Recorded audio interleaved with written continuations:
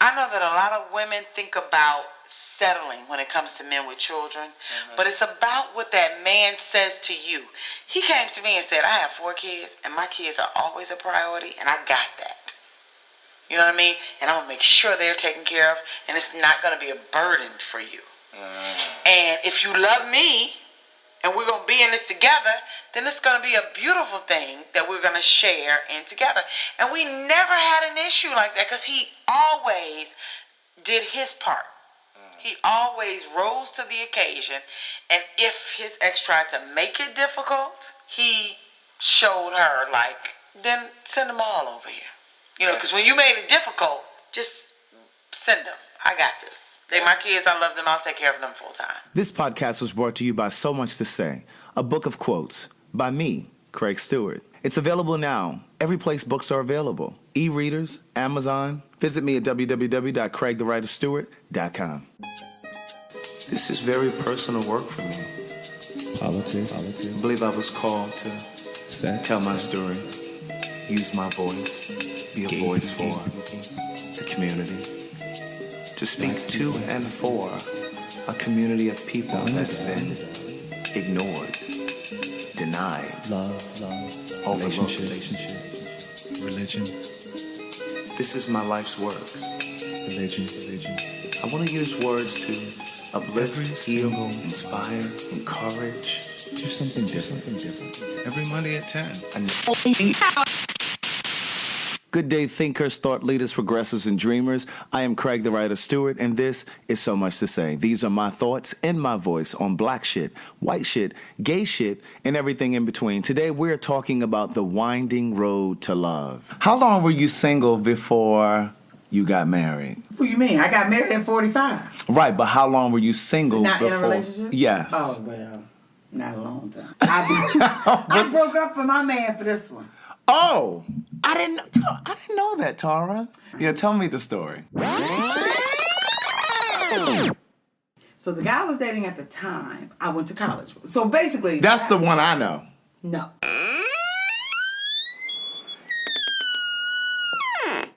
Oh. So, here's How you the thing. doing? So after Phil, I just had a whole little... Oh, she's saying names and everything. Right. We on.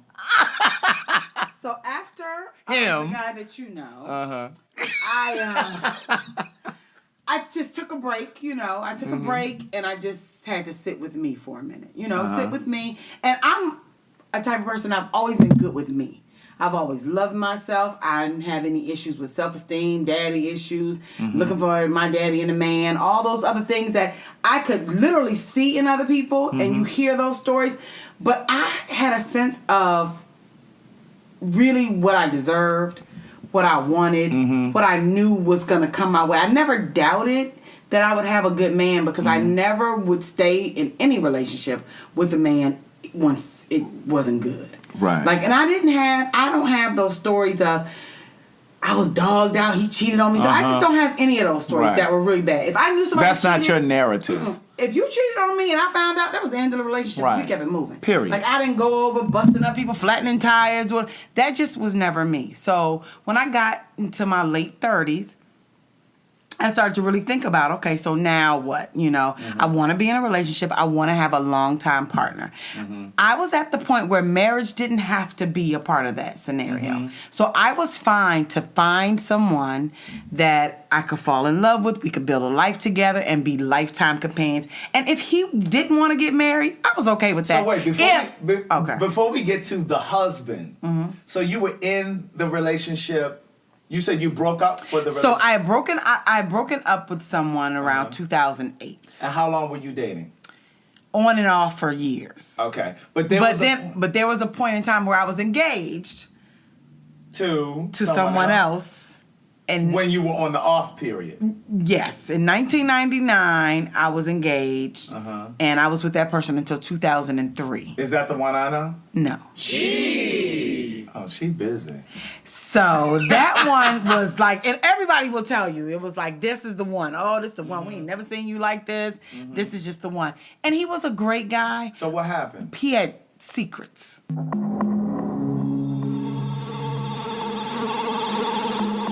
Oh.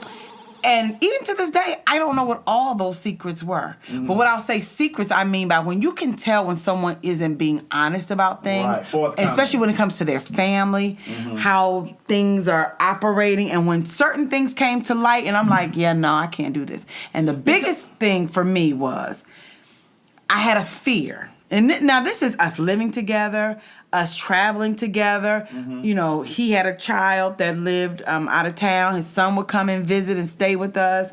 You know, he knew my family. You know, I spoke to a couple of his siblings on the phone, never met them. One lived in Atlanta. And you lived in the same city and never met his sister? Never.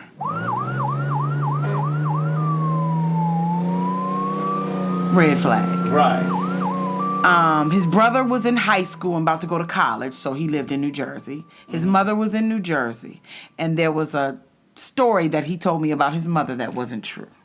How did you find out? And I learned the story wasn't true when I broke up with him after we had gotten engaged and everything, and then I broke up with him because I'm like, it's too many things that don't make sense to me. And see, I was planning like a wedding in my mind, and I'm like, I can't. So everybody asked me, well, why aren't you planning your wedding? Had the 3.5 carat emerald cut diamond on the finger and all that. It. But I'm like, it's something don't add up for me. And I'm going to tell you something. You know, I was telling you earlier that I have this book of quotes that's coming out. Yeah. And by the time people hear this, it's probably already out. But there's a quote. You don't have to have tangible proof to walk away. Your instincts alone were enough. And I listen to my instincts. Absolutely. I don't have to see it. Like, I have friends that will be like, oh, I need to see. I don't need to. You feel it in your spirit. You don't. It doesn't have to be, he cheated. Bones. Or he hit me. Or he, like, it doesn't have to be a tangible reason for you to walk away. Your gut, your instincts, that whisper. It tells you everything you need to know. That's all you need to know. Because, again, it's a whisper. Then it's a tap on the shoulder. Yeah. And I never got to the building falling on my head. Yeah. I was out before then. Yeah. So basically, it ended up where the stories weren't lining up, things weren't right, and I started to ask real questions. And I'm like, something ain't right with this situation with your family. Like, you're not being honest with me. So I learned that he had told me that his mother was suffering from cancer. So I'm like, well, if your mother has cancer, well, you need to bring your son down here. Why are you having that extra burden on her? Blah, blah, blah. And every time the boy would come, it would be things about him that I could tell this child's spirit ain't right. Right. He never wanted to leave, and he clung to us. Real in a way that wasn't normal. Yeah. Because it's like almost like him saying, please help me, save me. Right. So long story short, I was like, it's over. I'm done. This is too much for me. It's too many missing pieces. I can't figure it out. And I kept having this one reoccurring thought, fear, and dream. Premonition. And it would be that I would come home to this beautiful, huge house, driving up in my fancy car, and I would get to the door, and it would be padlocked, and then the police would be there. And you know what? I kept having that, Greg. And those instincts. And I couldn't even tell you why, though. That's God speaking. Because he wasn't a criminal. He had a real job that's tangible, real checks. Right. But that kept coming to me. But see, that's what your instincts are designed to do. That your instincts are designed to guide you. Right. And oftentimes we ignore our instincts. And so at that point I said, you know what? I can't do this. So I told him, and we had a full-on, I'm like, we're going to put it all on the table, and you're going to have to tell me the truth or I'm walking away. And I said, your mother doesn't have cancer. My spirit is telling me she doesn't have cancer. He started crying. And he told me his mother was a crackhead. So why do you think he did that? Because the way I met him, he thought things about me. You know how people put you on pedestals. Yeah. And they think, oh, he grew up in the hood. He's from a part of New Jersey that's rough. Yes. And he didn't grow up with things. And, you know, I'm an only child. My mother struggled to make this happen. Right. But, you know, I went to Howard University. Ain't you in the building? Wait. The real ain't you. Listen, we're not about to do all that in here.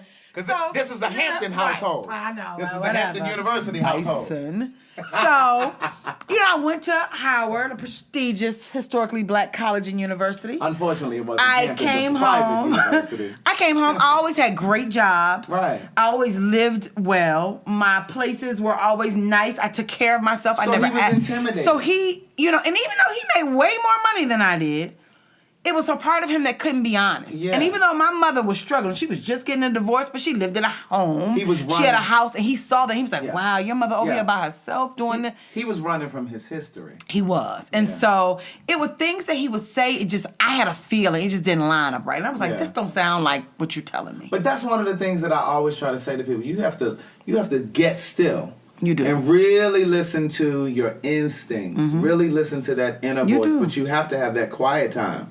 And before that relationship, I love me some Oprah. Don't nobody, you know how Tom Jordan said, can't nobody say nothing bad about Aretha on his. You can't say nothing bad about Oprah around me. Listen, me The either. conversation is over. Me either. Everybody have their faults. Life is life. But at the end of the day, this woman has done a lot to move the needle forward. The culture. The culture forward. Humanity forward. Yeah. God put her here, and she is obedient, and she listens. And one thing she taught me was to listen to within. Yeah. Go make a quiet place somewhere. I don't care if you're in a closet, in a part of your room. Yeah. You don't have to have nothing. All you need to do is be still, be silent, and learn how to meditate. Learn how to get rid of all the noise. And to that point, she always says, doubt means don't. That's right. Doubt means don't. It doesn't. It means don't. Right. And don't do do it. it. Don't do it. So I always had that foundation of, I was raised by a very strong black woman.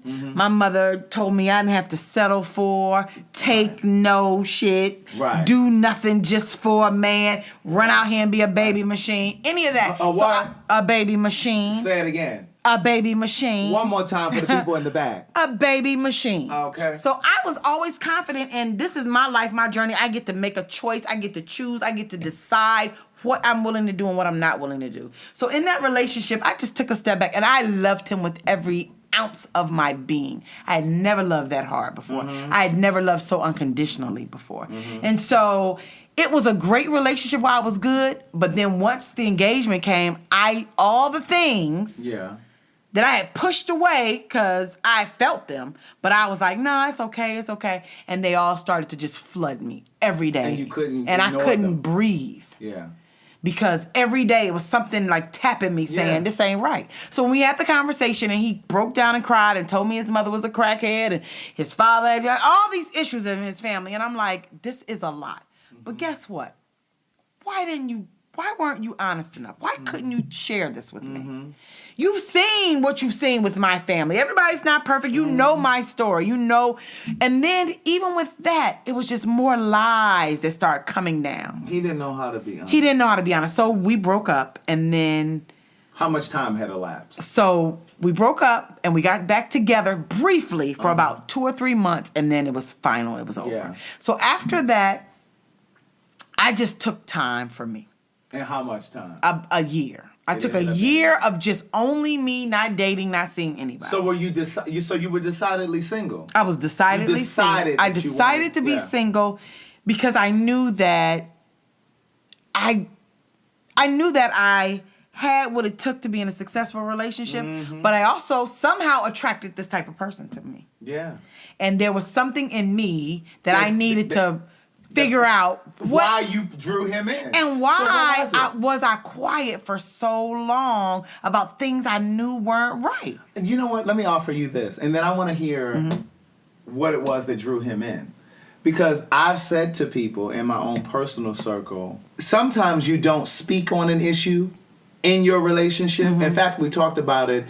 And I think the third podcast that I did is called Massage Noir, The Hatred of Black Women. There was a woman on there that spoke about it, and she said she didn't speak about things that she knew were problematic for her in her relationship because she knew that if she spoke on it, the moment she spoke on it, the relationship would be over. Absolutely.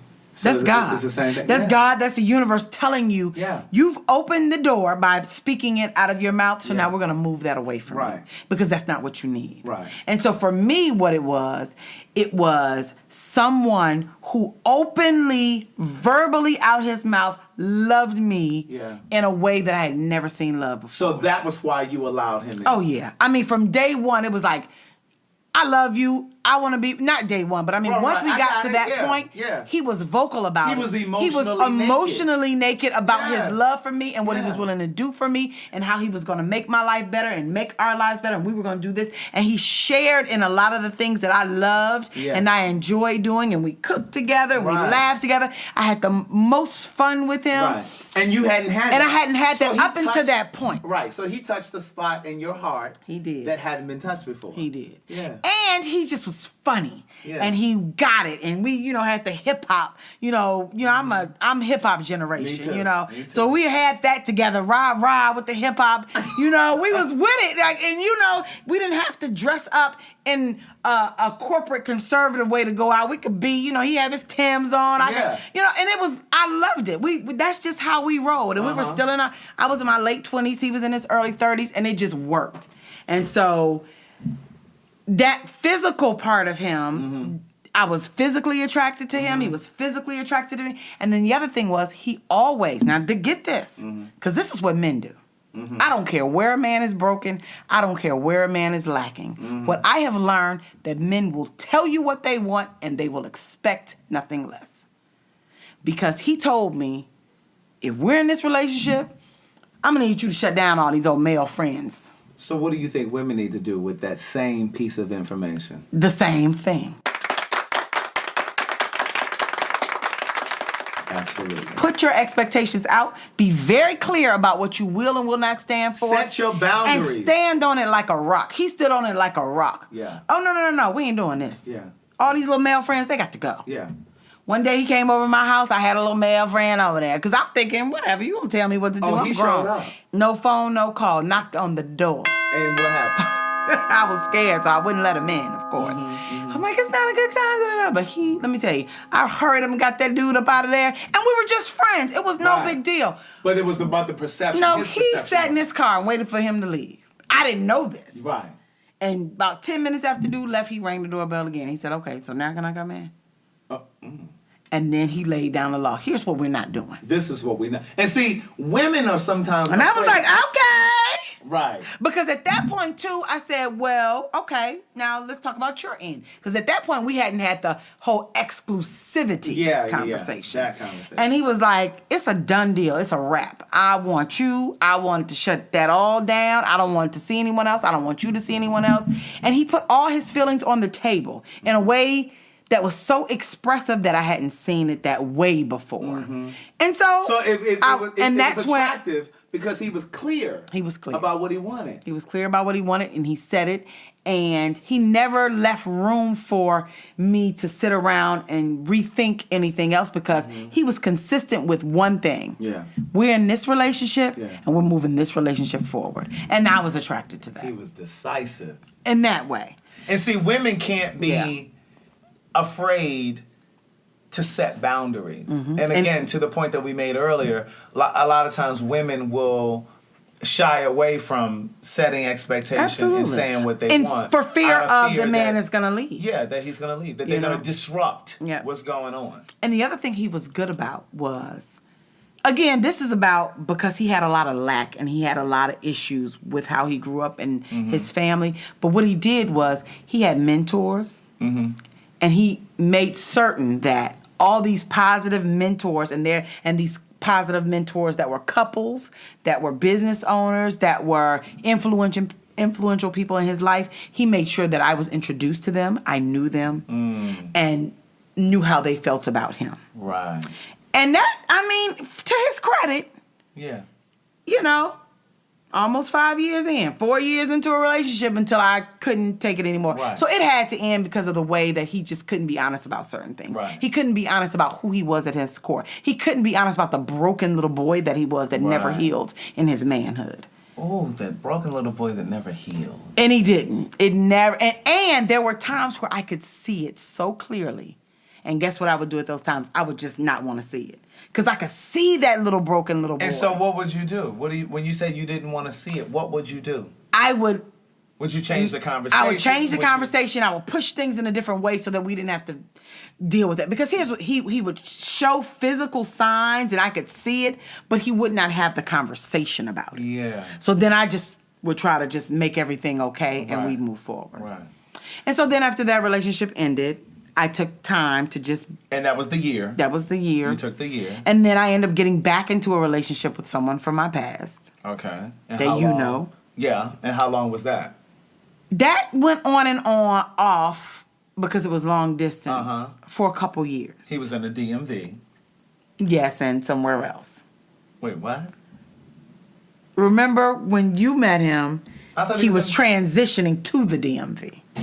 From where? Texas. Oh, yeah. Because that's when you... That was San Antonio, wasn't it? Houston. San Antonio was my man. Right. Guy. So, and we had been friends, really. Right. We really were friends. College, we went to college together. Yeah. We were friends. We really were friends. Mm-hmm. And it's a thing of when you have a friendship and you really love the other person, really as a friend, you try to make relationships work. Right. And what I discovered out of that friendship was that we probably never should have been... After we tried the first time and it didn't work, we should have never tried again. Because did you date in college? No. Oh, okay. It wasn't until after college that we dated. And so, but we really had a really strong friendship, and we were there for each other during times we both needed each other, and we were good as friends. We really were good friends. Right. And so we probably shouldn't have tried to make it work once we realized the relationship. Because you had already tried. Yeah, we had tried. Not because friendship no. tried, because I think that's... No, but we had tried, and it didn't work for reasons that it kept not working. Exactly. So it was time to just bid that adieu. So then you washed that out. And then during that time, it was like 6 months where I'm just chilling, doing me. Mm-hmm. And I reconnected with an ex from college. Okay. So we had dated my junior year, his senior year, but not long. About 6 months, because basically he was graduating from college. Right. And once he graduated, it was like we broke up. I mean, he was because he's going. Yeah, he was like, we don't have to break up. I'm like, yes, we do. But it's okay, because I still liked him, and we were cool, and we remained friends after breaking up. And I would see him at homecomings and stuff like that, and it was all cool. It was fine. Fast forward, he came back into my life in 2009. Mm-hmm. And in 2009. He happened to be in Atlanta, and he called me, and he said he was visiting. He was visiting because he was living elsewhere. Mm-hmm. And what's up? You want to get together? You want to have? Are you married? Or he was respecting the boundaries. Mm-hmm. But I was like, no, okay, let's Mm-hmm. And I went and I saw him. And it's so funny because when I saw him the first time, I'm like, how you can see people, and then you can see people. Yeah. And so I'm like, okay, he still liked me, and not that I didn't think I could like him because he was a good guy. But I just was like, I know he liked me, so let me just pay attention to what's going on here. And then we just talked, and he was married, and he was going through a divorce. And I said, well, let's just start here. I don't do married. Been there, done that. Setting boundaries. Had my time with that in my 20s once. And that was something I would never step over again. Listen. We need a moment for the people to really hear what you just said. So you said he was married, but he was going through a divorce. And you had already done the married thing in your 20s. Not that it's ever right. No. But I understand what you're saying. See, that's what you learn and you grow in your 20s. Keep going. And so I said, okay, well, good luck with that. Right, because I don't do marriage. So you were setting your boundaries. Good luck with that. Like we just said. I'll let me later. So he kept calling, and I would say, look, I'm in Atlanta again. I'm like, I'm not really trying to hang out with you like that. Right. Because I already know we've been there. We dated in college. So I know you. You know me. But what I'm not doing is I'm not going to fall into a rhythm of I'm single, and so he's thinking he's free almost, and we just going to play this game. No, thanks. Right. So he called me one night, and he was just like, please, please, please, I'm just having a rough time. And being reconnected with you has just really made me think about a lot of things from the past. Can I just come by and just, talk? So I said, okay. So he came by. What time of day was it? It was evening, but it wasn't night, right. Okay. And we just talked. And he really talked about a lot of things, And so I'm like, okay, And so he said, but I really think that we need another shot. Because I feel like I shouldn't have just let the relationship end when I left college. And I think we really had something. And our relationship was new and fresh. Like, again, 6 months at most we dated. So we hadn't even gotten beyond the good stage. But when that seed is planted, So. And when a man knows what he wants and who he wants. Yeah. So I said, I hear you. And I'm not saying that we couldn't have a go at it. Right. But I need you to clean up. Yeah. So I told him, don't come back over here. Don't call me again. Until you divorce. Until you're divorced. And be clear. I'm going to need to see them papers. Because a man only recognizes strength. So, about a month or two later, he called me and said he was coming to Atlanta. And I said, okay. And he had cousins, family that lived here, so he was visiting them. And so I said, okay, well, you already know. I'm not going to even repeat myself because I don't have to. I didn't said it once. He came over and he was like, I'm outside. And I said, okay, well, before I open this door, you need to go on and tell me what I need to know. Right. And I opened the door and he handed me his divorce papers. You better set a standard. You better set a standard. And even with that, I told him, you might need a minute. Right, because even though you're divorced, you may need some emotional cleansing. You might need a minute. Just take a little time for yourself. Yeah. Don't try to keep coming over here. Don't come up here every weekend thinking you're going to see me. Because really, you're coming to your cousin's house, but you're calling me as soon as you get here. So we don't need to play that game. So you kind of do your thing. And it took about 3 months before I would say we just were in a relationship. Because he would come a couple times and then I'm like, I was leery about it. But at the same time, I can admit that I was getting older and I had a stranger danger thing. I'm like, I'm sick of these new men. I'm sick of new men because, again, I live in Atlanta, Georgia. Say it again. I live in Atlanta, Georgia, For the people home of the gays. Hey. And that's what women say. Let's be real. That's what women say. Listen. You live in Atlanta. Oh, that's home of the gays. This is where we speak freely and clearly. And so even if you're stepping on a person's toes, that's your truth. Right. And that's how I feel. I was absolutely. Like, I can't keep meeting these new-ass men that just moved to Atlanta last week, and I don't know where they came from, what they doing, and I'm not comfortable. Listen, I got to get to know you. Let me tell you something. Really your story. Even as a gay person, I've had a rule. And I know sometimes you have to deviate from your rule and from your thoughts and your ideas, but even as a gay person, I've always felt like if I meet you tonight and you tell me that you just moved here 2 months ago, 3 months ago, 6 months ago, 9 months ago, if you just moved here under a year, I'm gonna say, baby, listen, you gotta have your time to sow your oats. That's right. Because city out, get your exactly, feet wet. because even this is not a straight or a gay thing. Atlanta is a single person city. It is. You got young, with all the trappings. Yeah, you got young, educated professionals getting it.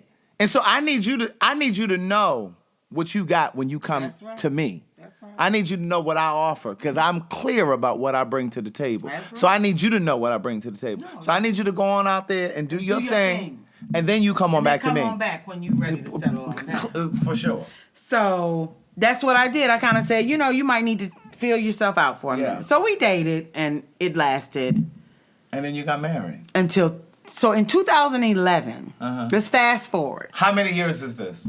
Later. 2.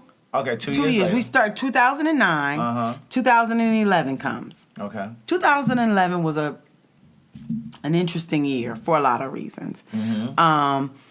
I have a very close-knit core group of girlfriends from college.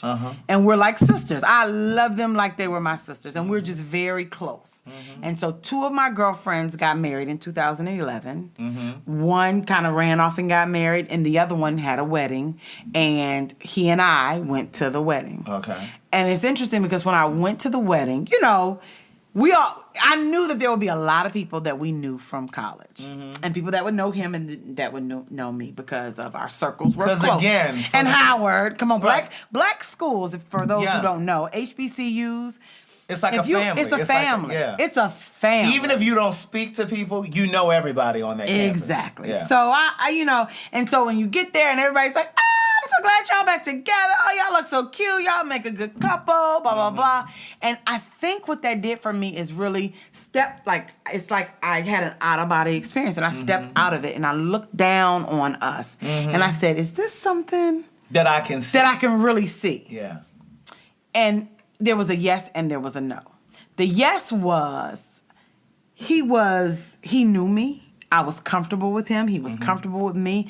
We knew each other's families. We were comfortable with each other's families. And where's he from again? He was from New York and South Carolina. Okay. So, and and there was a time where we were in college and I had a need, and his mother was the person that filled in the gap, and baby, don't worry about it, we got you. Yeah. You know? And so just having that, these people you feel a connection to. And so that's where the yes was. The no was when it comes to the type of man that you know is the man for you. Ooh, wait, say that again? The type of man that you know, knowing everything you know about yourself and being honest with you, the type of man that is for you. Not the type of man that loves you, wants you, that is attracted to you or you're attracted to, but the type of man that you know that in your soul, in your fiber of your being. That's my man. That is the man who was designed and crafted for me. So you hadn't gotten to that part. So when I saw that, I was like, there were things about him that I just felt, and I knew that could present a problem down the road because of the type of man that I really need, whether I want that type of man or not. I know what type of man I need because I know me, and I'm very clear on who I am. What kind of man do you need? I need a man who understands my strength, who understands... It's not intimidated by your strength. It's not intimidated by my strength, who loves everything about me, but stands firm in who he is as a man, and isn't swayed by my emotional highs and lows as a woman.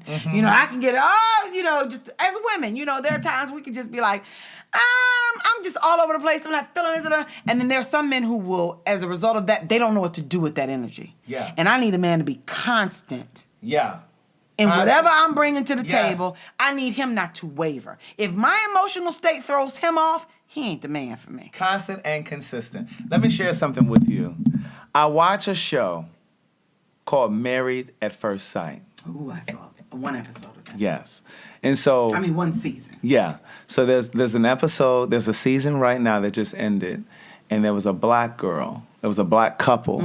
And she said, when you said that, I need a man that's not going to waver. And, it reminded me of what she said because it was so profound that I wrote down what she said. Yeah. And I actually have it right here. Look how coincidental that is. She says, when I'm easy to love, I'm easy to love. That's right. But I've never found someone to love me when I wasn't easy to love. And that's it. That's it. And that's it. And so I looked, at this wedding, and I really did a scan at the wedding. And I kind of looked at the tables of people, and I'm like, in my mind, to myself, and I didn't share this I hadn't even said this out loud. But I said, nah, he ain't the one. For me.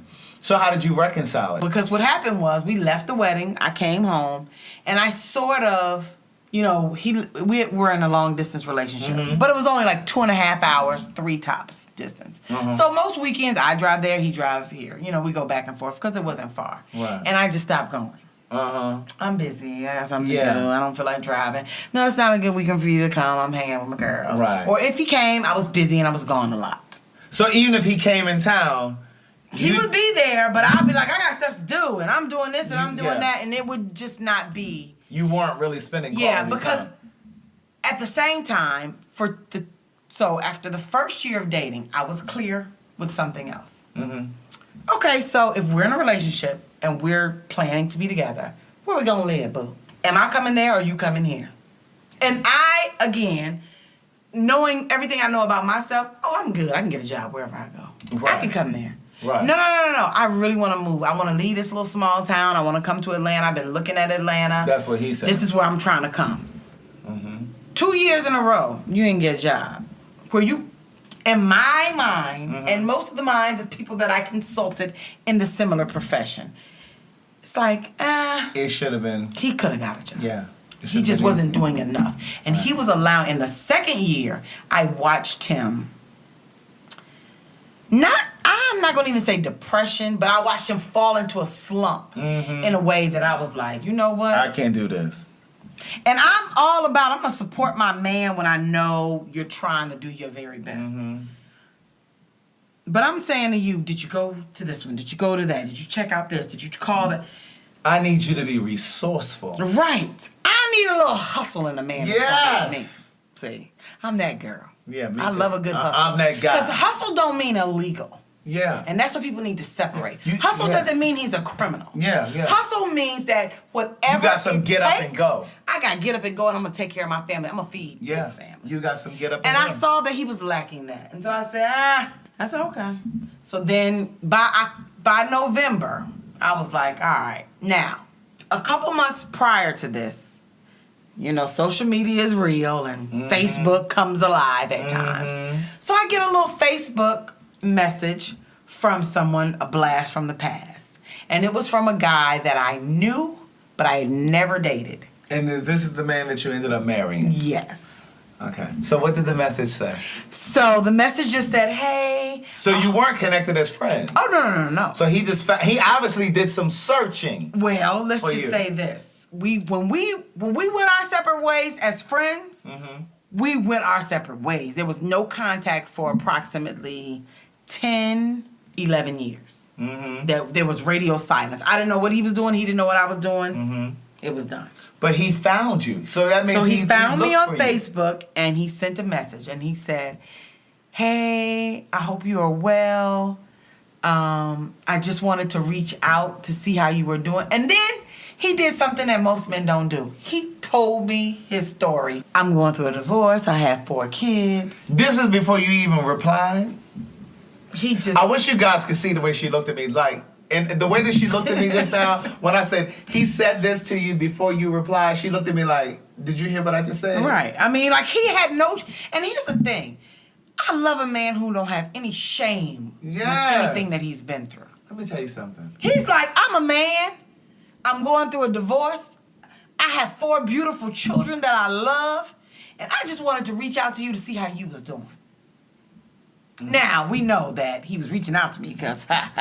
Because you are who you are. You know.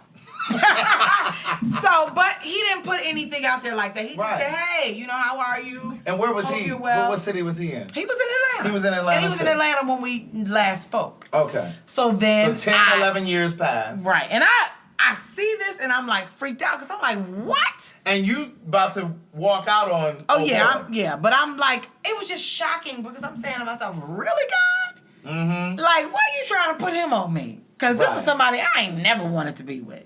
Really? So how he come in the picture? Right. But at the same time, I thought long and hard about him and the way we knew each other. And I said, OMG, this is my opportunity to have a full circle moment with someone in a way that a lot of women don't get to have after an experience when you are at a point when you are in need. So what do you mean? So I'll start by telling you how I met him. So when I was I finished my freshman year of college at Howard. I came home for the summer. 2 weeks of being home, if that. My god sister and I going to Underground Atlanta. Remember Underground? Yes, I remember Underground. We went to Underground to go to Fat Tuesdays for cocktails. You know, have a little frozen drinks. It used to be popping on certain nights. So we go to Fat Tuesdays. We go get a drink, and I meet this guy, and he walked right up to me. And just, right up to me and was like, hey, you're beautiful. And this is the guy that you would end up marrying. You're beautiful. How you doing? What's your name? You know, and so we had a conversation or whatever. And I'm like, okay, well, and he had his friend with him. And he was telling his friend, you need to holler at her girl over here because I'm trying to get, holler at her. Right. So I was like, slow your roll. I was only 19, even though we were in a place that sold alcoholic beverages. Right. I was 19 years old. Right. And so I'm like, and I was like, how old are you? And he said, 26. So he was 7 years older. And I was like, oh no, boo, you too old for me. I don't do old men. 19 to 26. Let me tell you, dog years. Because again, Craig, this is when you know yourself. Yeah. So I was a young woman with not a lot of experience in that way with men. Right. You know, I was a late bloomer, if you will. Yeah. And I just knew that a 26-year-old want to have sex. I was a late bloomer. Let's cut all the way to the chase. Yeah, you're right. You're right. Because ain't no 26-year-old gonna let you play games with them for a year. Right, a bunch of kissing and holding hands. So I wasn't having sex, so I wasn't trying to holler. Right. And I wasn't ready to have sex. Right. I was a virgin. Right. So I was like, nah, I had been a whole year at Howard. Everybody trying to get in my drawers, and I told all them little boys no. So you think I'm gonna go to a 26-year-old man and just give up the booty? That I done met at the underground. No. But but let's rest on that for a minute, because you were 19. I was 19. And you had gone through your first year of college, and you were still a virgin. That's right. Because here's That's the something thing. to be proud of. And it is, but you know what it is? I was raised by, like I said, a strong mother. And my mother had me when she was 20. So she was already fucking. 21. I was born when she was 21. So she was already fucking. But what she told me when I started coming of age, let me tell you this. Ain't gonna be no babies up in here. Okay. Ain't gonna be no teenage pregnancies. That's not happening. Right. If you get pregnant, and she'll kill me and hear me say this. She was like, I'm taking you down to the abortion clinic. I'm going to tell them not to use no drugs. They're going to snatch that thing up out of you, and you're going to be in pain, and you will get to feel all of it. That's what we doing. Right. So you better keep your damn pants and your dress down and your legs closed. Right. Period. You're going to have a different life than I had.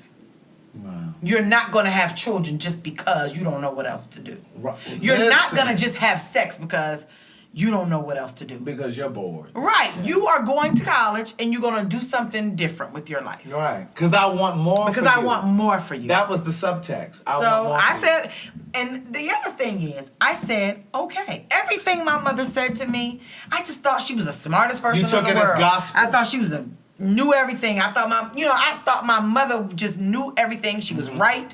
Mm-hmm. She never led me astray. So I listened to my mother. Mm-hmm. So when all my girlfriends was running around high school and some of them was getting pregnant or they was having sex, I was like, my mama ain't going for that. And I also didn't want to disappoint her. Yeah. That just was something I didn't want to disappoint her. Or my family. You know, everybody in my family, when we moved from Ohio to Atlanta and we would go visit, they'd be like, oh, we're so proud of you. You're doing so good.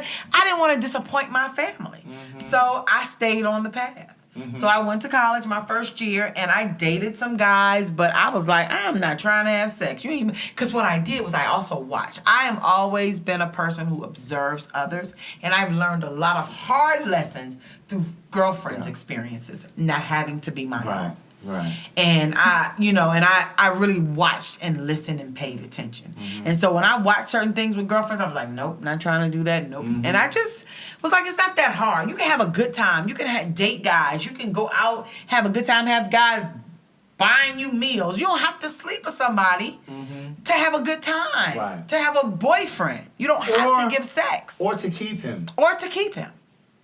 So when I met my husband, that is now my husband, I was like, nah, he too old for me. He gonna want to have some sex. I ain't having sex with him. And I was not attracted to him at all. Physically, his body was banging. He was muscular, 6-pack, not an ounce of fat on him, chocolate. He was in the military, so he had a little low hair. You know, he was all clean shaven. And he was a runner, you said. And he was a runner. So he was healthy. He was all about that. Like, he was just but here's the biggest thing. Mm-hmm. You know what he was? What? He was a man. Yeah. I looked at him. I'm like, this is a fool. Man. Man. I remember calling my best friend at the time and saying, girl, he a grown ass man. I'm saying, this is a man. What the hell am I gonna say to him? He ain't about to play. He a man. Right. He had life experiences. Right. This is a man. No, thank you. Mm-hmm.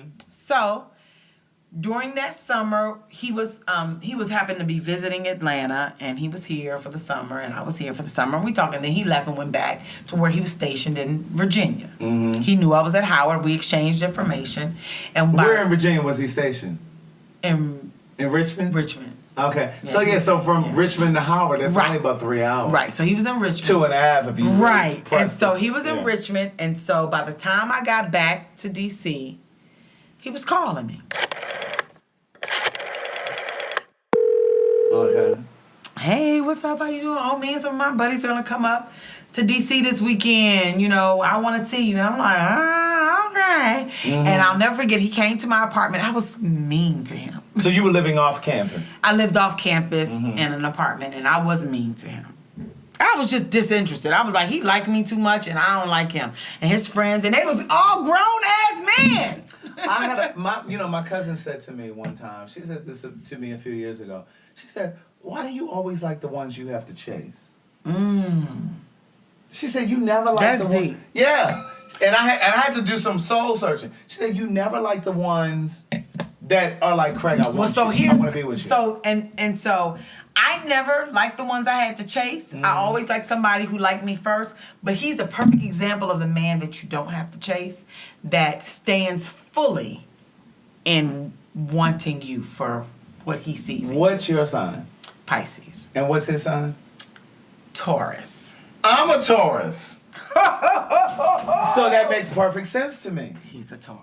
That makes perfect sense to me because you don't have to demonstrate that you're interested in me first because I'm gonna go after what I want. So he's a Taurus. Yeah, he's a Taurus. And so he came up, and I was, he came over to my apartment. I had some girlfriends I invited over because I'm like, he come with his friends. They want to, And so we all had conversation and talked and chatted, but he just kept trying to push up on me in a way that I was like uncomfortable with.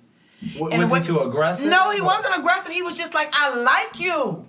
Okay. He was just too vocal. What's the deal? You don't like me? Yeah. And I was like, you're nice, but I'm not, I don't want a boyfriend. I'm not looking for a boyfriend. So that's how I kind of told him. So and he probably was probably used to women responding to him in a way differently. Yeah. And he says this now all the time that I've been with him now. He say all the time, you know, when I was in the Marine Corps, I was sitting around there, them old dudes, they was young, they was still fat. I had a 6-pack, I ran 20 miles a week, So he knew physically that he was something to look at. Absolutely. So I'm like, okay, well, whatever. So, but that's part of the reason why probably why he wanted you more. Right. So I was like, I was running from him. And then he left Virginia and he was stationed in Hawaii. Okay. And when he was stationed in Hawaii, we became friends. Okay. Because he wrote me. Really? He wrote me letters and cards, and I have them all to this day. Does he know you still have them? I showed him after we got back together and was really together, once we became in a relationship, I said, I have all them cards you used. He was like, you do not. And I went and pulled them out of the attic and showed him all the cards he wrote me. And he would write the sweetest cards. And he was just always just letting me know what he was doing, what's going on with him, how are you, do you need anything, blase, skipping the third. And then and here's my story in terms of a young girl in college at a university where it was then $20,000 a year. Now it's over $40,000 a year. And my mother probably never made $20,000 a year in her life. Let's get real. Yeah. No, I get it. But she sent her baby to Howard. Listen, you going to Howard. And my daddy was like, you can afford to send her up there? Nah, motherfucker, but goddamn it, I'm gonna need your help, my help, and we gonna make this work. Absolutely. Because that's where she wanna go. Absolutely. She got scholarships to go here in Georgia, but she don't wanna go to none of these schools, and I can't make her. And you graduated. So I went to DC. So I was struggling as a student, mind you. It was a struggle. My mother did all that she could and gave me everything she had. But it was still a struggle. Right. And so here's a man that's in Hawaii saying, you good? You need anything? You sure? And I'm like, I don't need nothing. And where were you in your life at that time? Poor, struggling college student. Real talk. Poor. Let's emphasize the poor. Right. So were you like a junior at this point? I was a sophomore. You're a sophomore. Sophomore. Okay. And it was hard. I had a girlfriend, and she came from a single mom, and she was struggling. And my mother gave me a gas card. She gave me a BP gas card. Because you had a car? No. She gave me her BP gas card because everybody wanted to come to Atlanta Freaknik used to happen in Atlanta. Okay. Freaknik. Right. Everybody wanted to come to Atlanta because of the HBCU experience. Yeah. Freaknik. So if I jumped in a car, she said, if you get your ass in a car coming to Atlanta, you better pay some gas. Right. I'm gonna give you this card. Right. Because everybody came to Atlanta. Right. So I could always So that go was your home. ticket, yeah. I always could go home because I had a BP gas card. Right. But it got to the point where me and my girlfriend, her name is Tara as well, and she's since passed away, R.I.P. Aw. My best friend from Howard, yeah. And she and I would go to the BP gas station and try to buy groceries. From the BP with the Because they sold bread, they Yeah. sold milk, on the car. they sold cereal, and I would buy groceries on this BP gas card. And I would always tell him, no, I'm good. And then one of my other girlfriends who was going to come over to me. I wanted her to come over to me today. Okay, yeah. Sharita. Sharita. So Sharita was like, girl, he trying to give you some money. I was like, no, he ain't. She was like, yes, he is. He want to give you some money. He is asking you, are you okay? Do you need anything? You need to tell him, be honest. Just tell him the truth. Mm-hmm. So when I told him the truth, you know what he said? Go to Western Union in an hour. Mm. And I probably my 10th and 11th grade years. I mean, sophomore and junior year. Yeah, I know what you mean. Sophomore and junior years, he sent me money. Anytime that he would call me, he would just say, I didn't even ask. He was like, I sent you something at Western Union. You can go pick it up. He would send it at his own volition. Only one time did I ever ask him because my mother had gotten laid off of her job. Mm-hmm. And this was my junior year. Mm-hmm. And I was struggling I had a job. I had a work study. Mm-hmm. But I was struggling to pay my rent and to live. Mm-hmm. And I was just telling him, I'm just struggling, blah, blah, blah. But I was like, but I prefaced it by saying, you don't have to send me any money. I'm just venting to you. Right. Because you called me at a time that I'm in the middle of this you just needed somebody to talk to, yeah. Same thing. Go to Western Union in an hour. Child, I went to Western Union. My good girlfriend Sharita came over. It was like $800, and we was throwing that money up in my bed saying, we rich. Because my rent was only $425. Right. You know, and he just, strings attached. He took care of it. And he never said, like, what you gonna give me? Right. What you gonna do for me when I come back to the States? How I'm gonna get... He just said, I just want to make sure you're okay. You're a beautiful young lady. You're so smart. I'm so proud of you of being at Howard. Do you know how prestigious Howard is? Mm-hmm. You're doing the right thing. Mm-hmm. That's a good... I mean, he just was like... Encouraging, and mind you, this is a man who left his home in Mobile, Alabama at the age of 18 and went into the military. Yeah. When he could have gone to college, but like he said, he didn't know. Mm-hmm. He scored very well on the SAT and all. He just didn't know because nobody was saying... Nobody was there to guide him to go that way. All he knew was his daddy said, when you turn 18, you got to get the hell up out of here. Mm-hmm. So he was like, well, let me go into the military. I get a paycheck, you know. So he went into the military. But he was so proud of me being in college and all that. And I was like... He was just nice. So he was like my pen pal. We wrote letters and we talked on the phone. Mm-hmm. Fast forward, when I graduated college and moved back to Atlanta... Hey there, I just want to make sure that you're subscribed to the podcast. This may be your first time listening, but this is So Much to Say. We're available in SoundCloud, Spotify, Google Play, Stitcher, TuneIn, wherever you can listen to a podcast.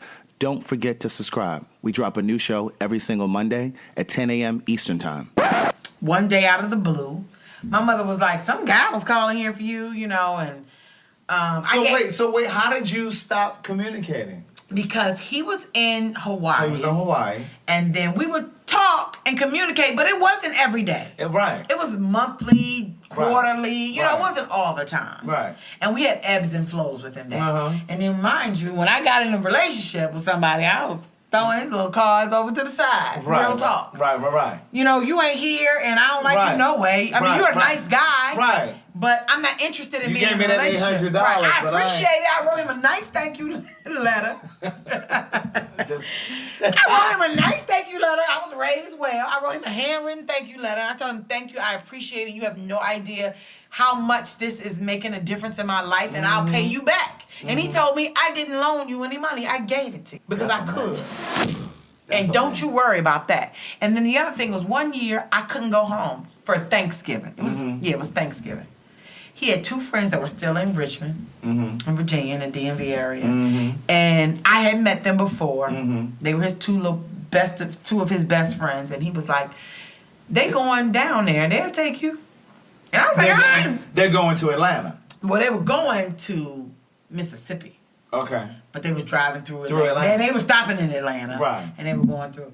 And I was like, I don't want to ride with them. They might be slick and sneaky, and I don't know. He was like, no, they know me. And that's where I learned that if a man values you, say it again, respects you, if a what? Cares for you, if he what? And knows what you're worth, he will in turn tell his friends. This one right here, if you my friend the way I know you my friend, you gonna take her where I tell you to take her, and you ain't gonna bother her in the process. Without incident. Without incident. I got in the car with two men that I had only known casually. Casually, yeah. But they were nice, they were friendly, and we drove to Atlanta, and they took me to my mama's house. And I told my mother, I said, Mommy, she knew who Daryl was. I was like, Mommy, these are Daryl's friends, and he said they gonna get me home. She had no money to bring me home, and she was like, you sure? And I was like, yeah, let me talk to him. Let me talk to them. And I put them on the phone with my mama. You put the guys that you rode with. Right, before I got in that car, my mother talked to both of them. I don't know what she said to them. They got off the car, yes ma'am, yes ma'am.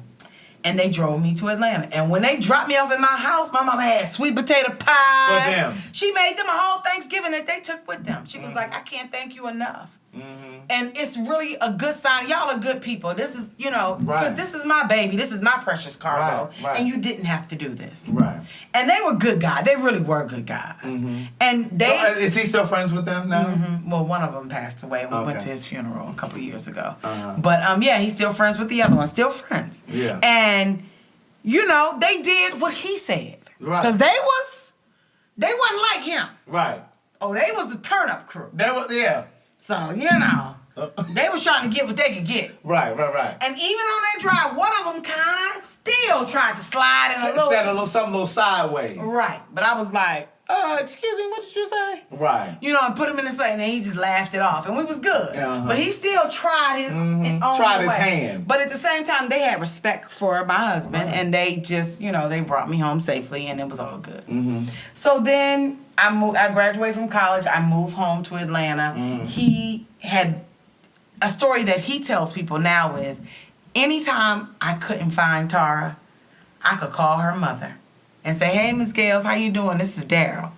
And she'd be like, hey, Daryl. Because she knew he was the one that... And she would give him my phone number wherever I lived. Even if you were seeing somebody? Yes, ma'am. She would just... So have you ever had a conversation with your mom like, Mom, did you know that he was... But you know what she said? And this is endearing of my mother and her loving and trusting me the way that she did. She said, if any boy or guy called here looking for you, number one, you probably had already told me their name, so I kind of knew who they were. And number two, I never knew you to deal with any guys who were not good gentlemen and nice guys. So if they told me they was your friend, I gave them your number. Because it wasn't very many who did that. And I only knew you to be with guys who were nice and mannerable and good guys. And I figured they just lost touch and they wanted to reconnect. Right. So she didn't, but him in particular, he just, every time I call Miss Gales, well, she'd be like, here you go, here our number. How you doing, Daryl? And she would give him my number. So then from the years of 1995 to 1999, he moved to Atlanta, I think in 96. Or 97. He got out of the military and moved to Atlanta. So during that time, I'm young, I'm single, I'm in my party stage, hanging with my friends, not really seeing anybody seriously. But every time, he would call, me and my friends having a cookout, why don't you and your friends come by? And we might go by there for a minute, and he always was like, want me to meet, this is my sisters, and and it's so funny because I had met his sisters on a number of occasions, but I kind of blocked them out of my mind. Because you didn't have I just had no intention. Yeah.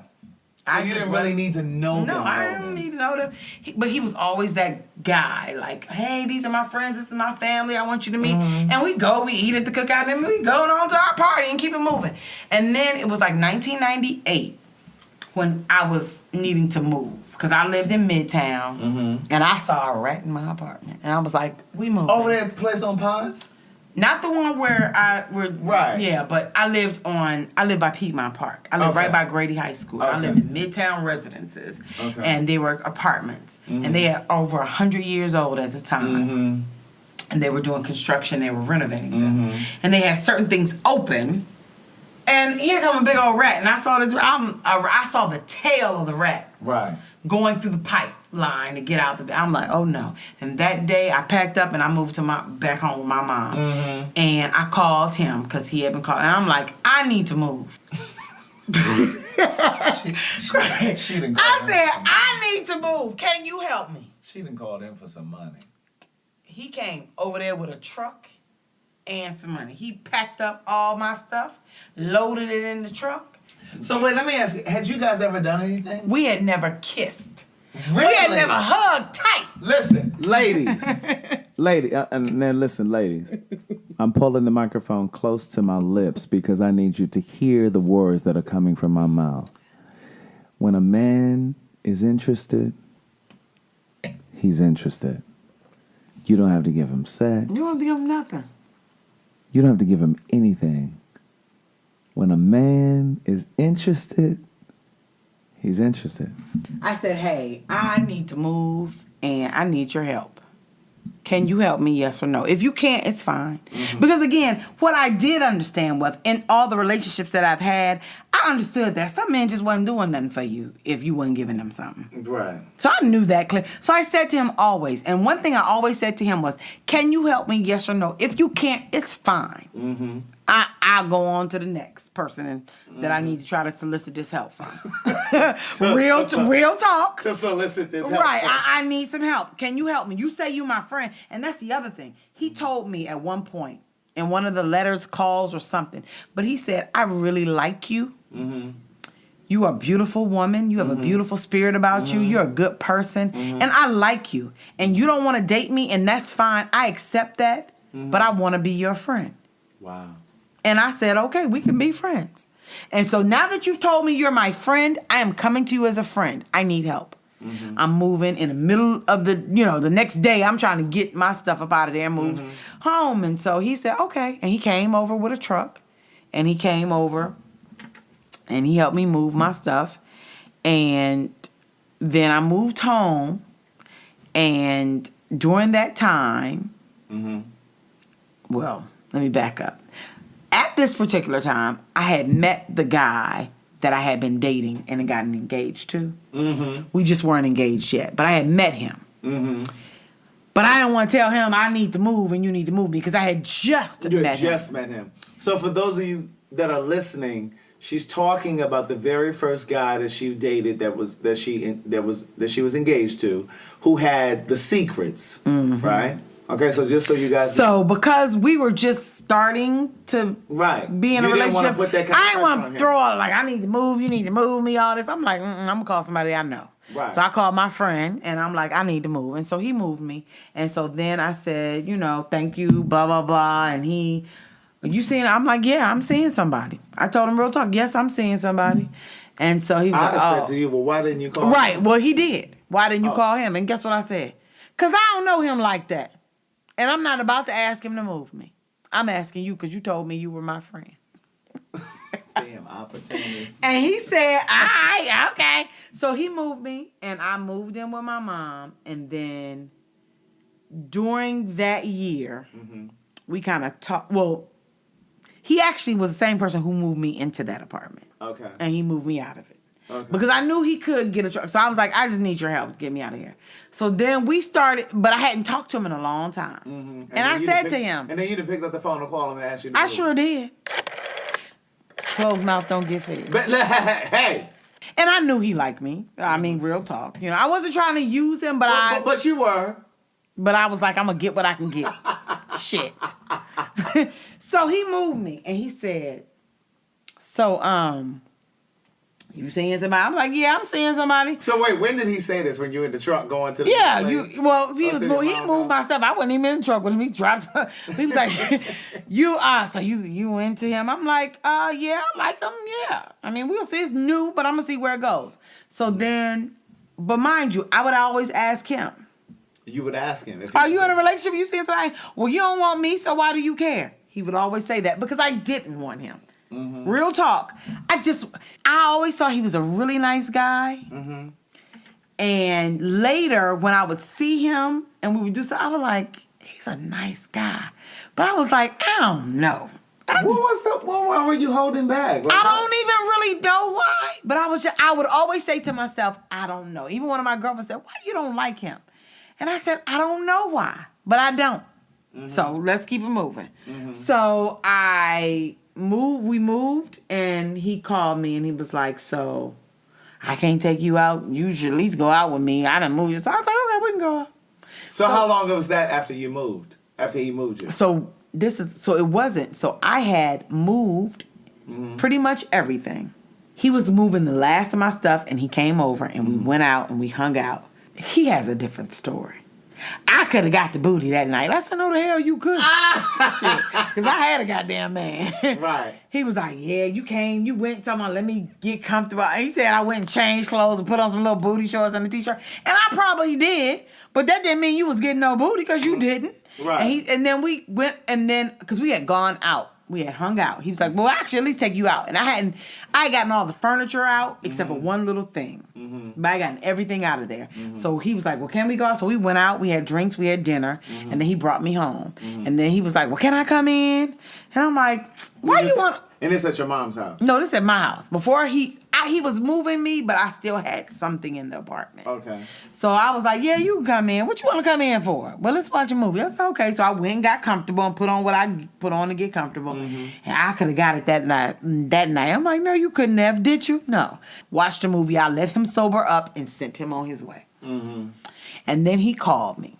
And he was like, so you know I like you, and I've done all this stuff with you, and why you won't give me the time of day? Why you don't really like? And I was that's a Taurus. That's me. Yeah. So and then now you're frustrated. No. So then I told him, well, guess what? I'm engaged, and I'm about to get married. So holla back. Because at that point you were engaged to them. I was engaged, and I was like, I'm in love, and I'm engaged, and why are you coming with me all this stuff? Like, come on, this is too much.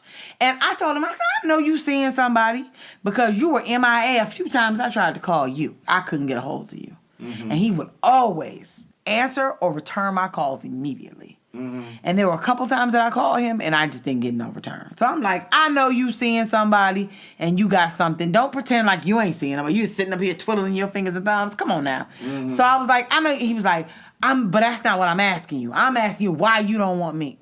And I was like, because I'm engaged and I'm in a relationship, so you have a good life and I have a good life. And that's how we ended. We both got off the phone, whatever, all right, bye. He got married. He got married? In 2000. Now, mind you, this was 1999, and I'm sure she was already pregnant because she had the baby in 2000, early 2000. So I know she was already pregnant with his baby when they got married. I do know that now. So while he moving you and shit, he got a baby. He got a baby coming. But see... He kept saying, I don't know why you don't want me. Why you don't want to be with me? Mm-hmm. But one thing he tells me now is that he knew once she got pregnant, he was like, he realized that wasn't who he wanted to be with. Right. Yeah. And you don't want to say it that way, but that's what it is. But again, they got married and they didn't have one child. They had 4 children together. Right. They had 4 beautiful, loving children together. I love them. They're my babies. I love them with everything in me. Mm-hmm. They are beautiful children. He hit me up on Facebook with that same, I'm going through a divorce. Got it. Blase skipping. And I did him the same way. I said, first, I just didn't say anything. I just said, oh, hey, how are you? And I marinated on it because it just really made me go home. At this time, got the boyfriend that's in South Carolina. I ain't really feeling this. Mm-hmm. I'm feeling some kind of way about it, but I ain't said nothing yet. What came to me first, and I'm a person that, again, learning to meditate changes a lot of things for you. Because when you meditate, you get quiet, you get still. Yeah. And then when you push out all of the just noise. And you allow the voice of God to come through. Right. And that voice speaks to you. And what that voice said is, you need to thank him. God is always speaking. You need to thank him. We're not always listening. You need to thank him. And it just kept coming. Every day that I would meditate, you need to thank him. And the hymn wasn't, it just was, you need to thank him. And I knew who that him was. You need to thank him. You need to thank him. And I went to work because I had told one of my girlfriends at work, who now is really one of my really good girlfriends. I said, this guy that I never dated, never had nothing with, never kissed, sex, right. never laid in a bed with him and played with him, nothing. He's reached out to me, and I keep getting the sense that I need to thank him because he was good to me. He was good. He looked out for me. When I didn't have, he made sure I had. Yeah. He made sure I got home. He made sure I could pay my bills. His intentions. He just gave in an unselfish way. Selflessly. Yeah. Knowing it wasn't nothing he was getting back. He was in Hawaii. Right. There was knowing that there was no guarantee that he would get something. That he would ever see me again. Yeah. This is before social media and all that. So it was like, how was he going to find me? You know, if I just moved and went to Nebraska. He couldn't have just found me. Right. But he did. And he was consistent. He wrote me. He told me how much he was proud of me, how much he liked me, how much he admired everything that I was doing. And he only spoke good into my life. And he was persistent. Yeah. And she said, yeah, you need to meet him for lunch. Because he was asking me to. I was like... So through Facebook, he was asking you to meet for lunch. So then he said, well, you want to get together and maybe have lunch or something?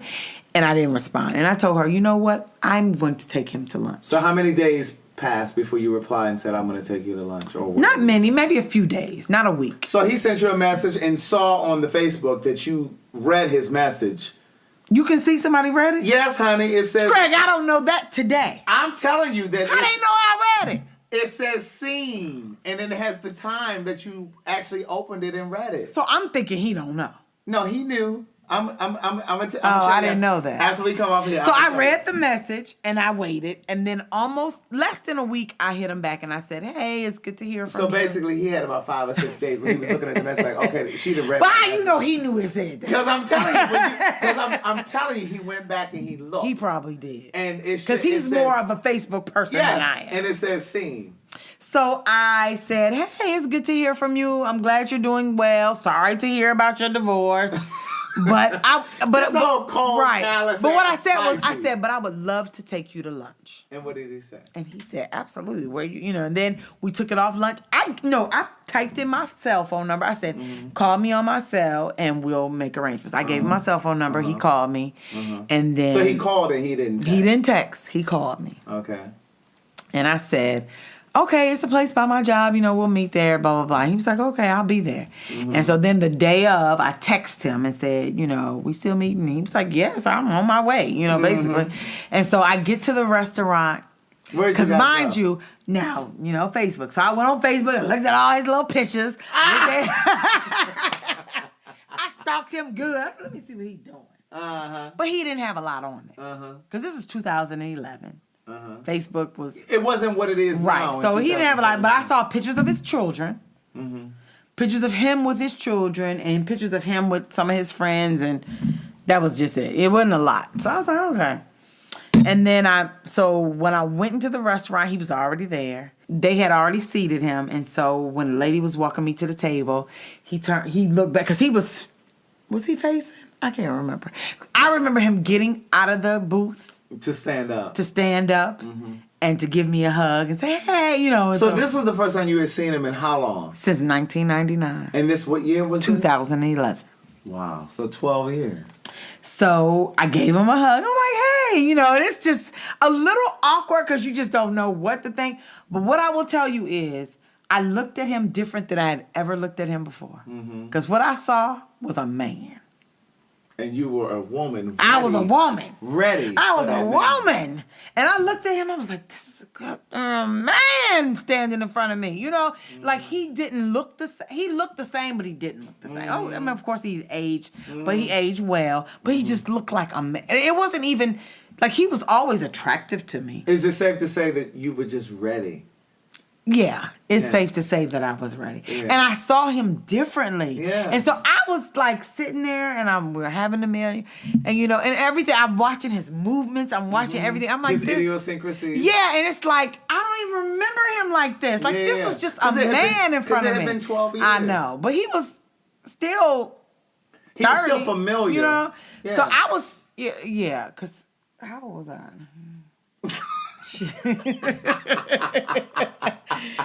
You know, some time had passed. I wasn't 30 yet when we stopped speaking. Right. So I was still in my late 20s, and so he was already in his 30s. But he was, you know, when I had seen him the last few times, it was just like whatever. But when I saw him that day, and of course, he was dressed nice, and he just presented. He just was a man, and I was like, wow.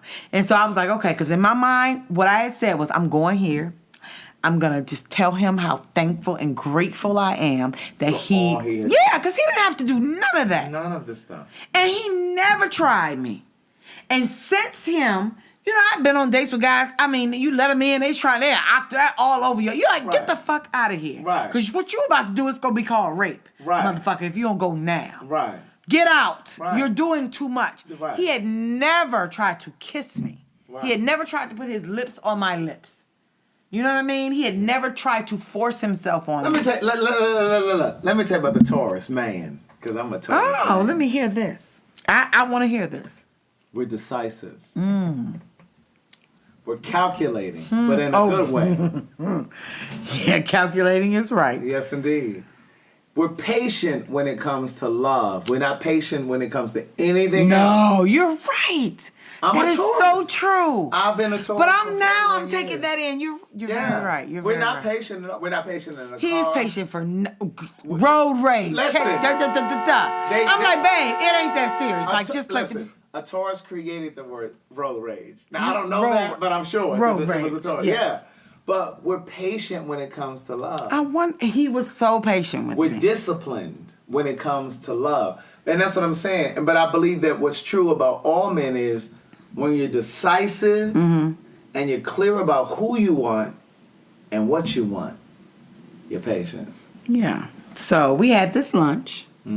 We had a nice lunch. It was real easy breezy. I mean, the most he said was that, of course, he was going through a divorce. He had 4 children. And so I just asked him, well, y'all can't work this out? I mean, you got 4 kids. Right. And he was like, no. But I appreciate his forthrightness and owning his children, because a lot of men would not even... Because 4 kids is a lot to spring on somebody. It's a lot. So what would you say to women who say they will not date a man who has Okay, children? so I'm getting there, Craig. I have my method. Go ahead. To say what I wanted to say. Okay, go ahead. So we, had our lunch, and, the bill comes, and I'm putting my card down to pay for it. And even though you had invited him to lunch. Because I invited him. And you said, I'm going to take knowing I'm going to pay, because this man has given me thousands. And I didn't even talk about when he moved. We both in Atlanta, and you were dipping it and doing it. I mean, I'm just saying, he just always showed up when I needed him. He was a man. He was chivalrous. So I said, you know what? And I was young and silly. And a lot of it was immaturity.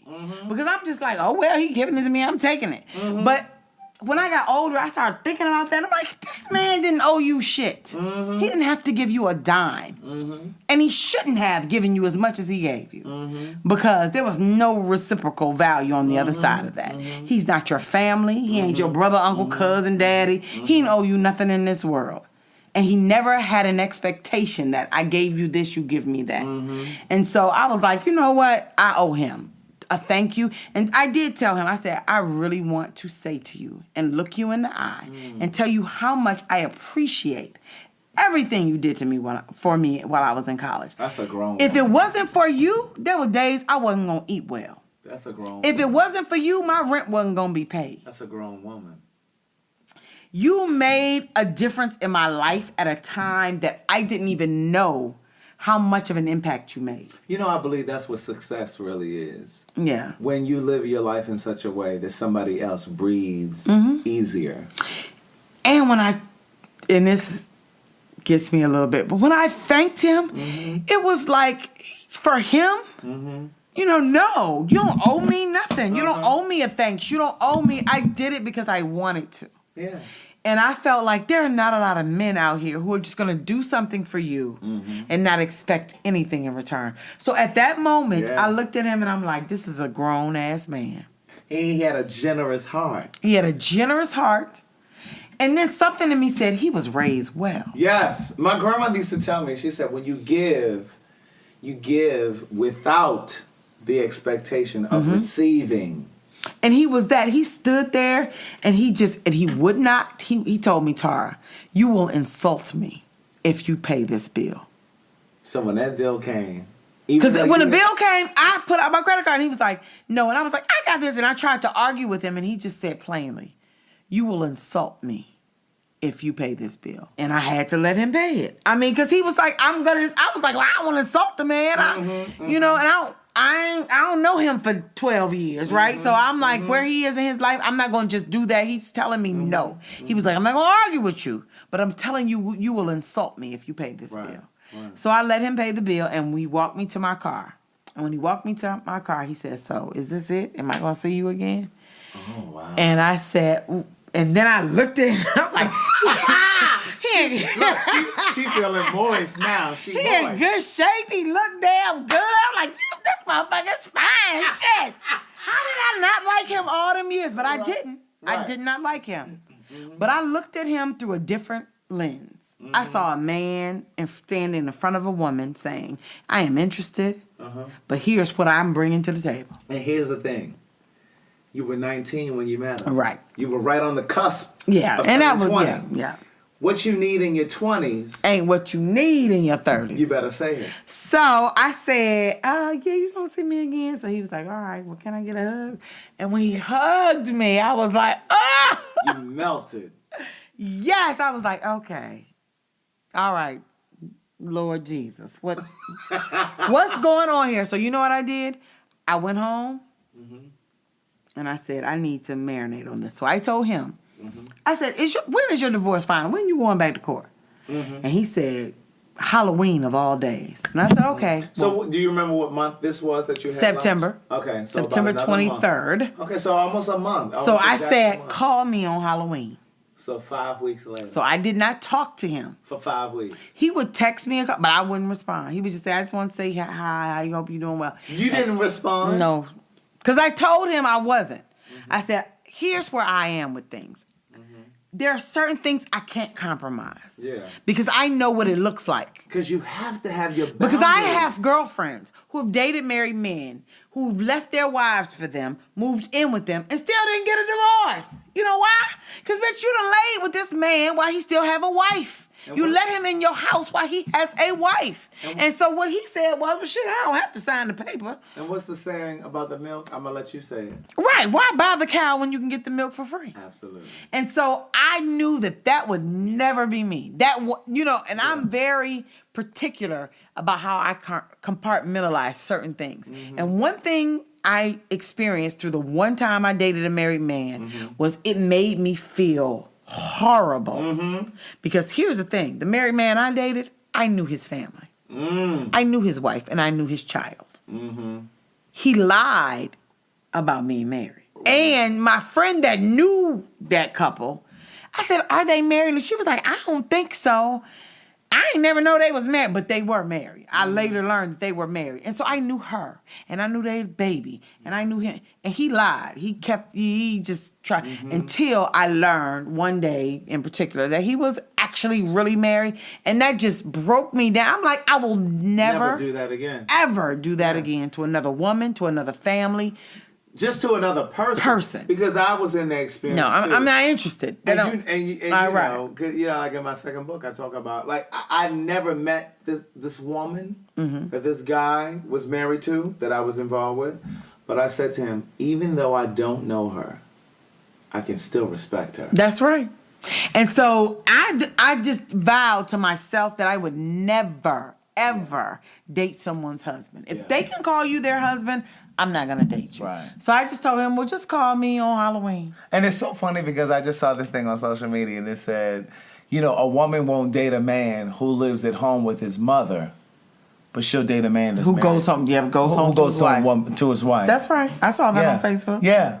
And that's true. They want, you live with your mama, I'm going to date you. Right, but you're going to date him. But you're going to go home to your wife and that's cool. And you okay. No. So when he called me on Halloween, when he was leaving the courthouse, and he was like, I'm leaving the court, it's official. So I was like, oh, really? I was like, well, how do you feel? We're just having conversation. So this is like around Halloween. Yeah, he called me literally as he's walking out of the courthouse.